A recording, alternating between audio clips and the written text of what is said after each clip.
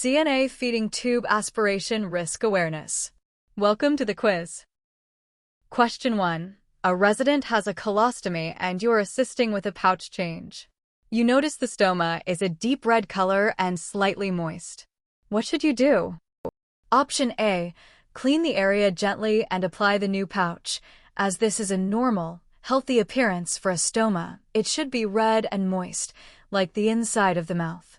Option B. Cover the stoma with a dry gauze dressing instead of a pouch to let it air out. Option C. Report this finding to the nurse immediately as it indicates a serious problem like infection. Option D. Tell the resident that the stoma looks infected and they need to see the doctor. The answer is A. A healthy stoma is red and moist. Option A is correct because a healthy stoma is red and moist. Option B is incorrect because covering with gauze is not appropriate. Option C is incorrect because that is normal. Option D is incorrect because alarming the resident is wrong. Question 2. A resident who is hard of hearing uses a hearing aid. What is the correct way to help them insert it in the morning? Option A. Check the battery to ensure it's working. Turn the volume down. Gently insert the ear mold into the ear canal with a slight twisting motion, and then adjust the volume to a comfortable level with the resident's input. Option B. Wash the hearing aid with soap and water to ensure it's clean and free of earwax.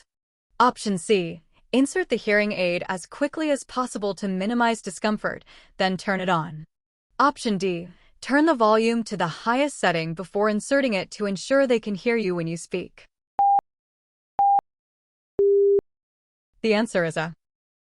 Proper procedure includes checking battery, lowering volume, inserting gently, then adjusting. Option A is correct because it follows proper procedure. Check battery, lower volume, insert gently, then adjust. Option B is incorrect because soap and water damage hearing aids. Option C is incorrect because rushing can cause improper fit. Option D is incorrect because high volume can damage. Question 3. A resident is in the active phase of dying and has Cheyne-Stokes respirations, cycles of deep breathing, then shallow, then pauses. The family at the bedside is very distressed by the pattern. What can you say to provide comfort and explanation? Option A. I know this breathing sounds scary, but it's a common pattern at this time. It's called Cheyne-Stokes breathing. The breathing goes in cycles, and the pauses can be long. It's a sign the body is slowing down, and it's not painful or uncomfortable for him. Let's just be here with him. Option B. Try to tap him on the shoulder gently when he stops breathing to remind him to breathe. Option C. This breathing pattern means the end is very near, probably within hours. While true, this can be too blunt without a comforting context. Option D. I'll go get the nurse to give him something to stop this irregular breathing and make it normal. The answer is A. Explaining the phenomenon and reassuring that it's not painful comforts the family. Option A is correct because it explains the phenomenon, reassures that it's not painful, and offers comfort. Option B is incorrect because tapping is not appropriate. Option C is blunt without reassurance. Option D is incorrect because you can't stop it.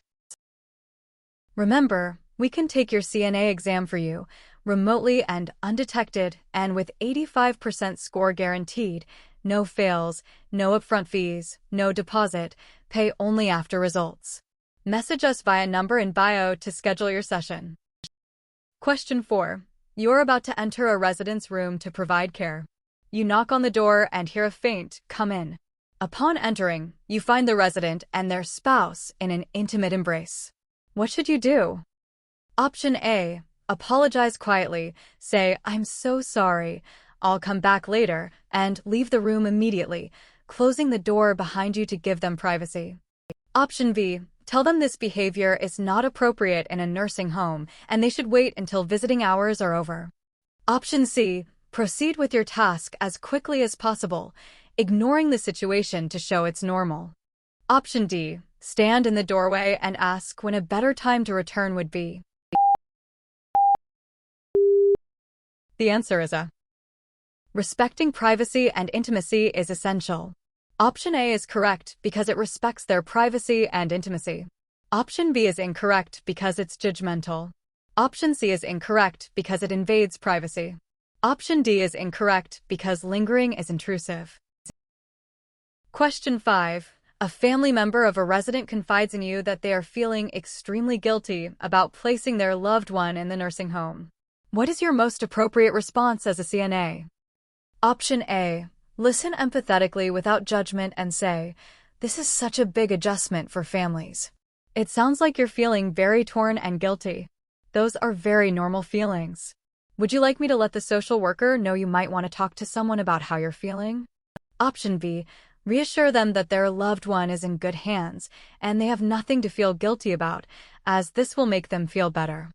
Option C. Tell them that you're not qualified to discuss feelings and they should speak to the social worker, then change the subject and walk away. Option D. Agree with them that it's a difficult situation and suggest they visit less often to ease their guilt. The answer is A.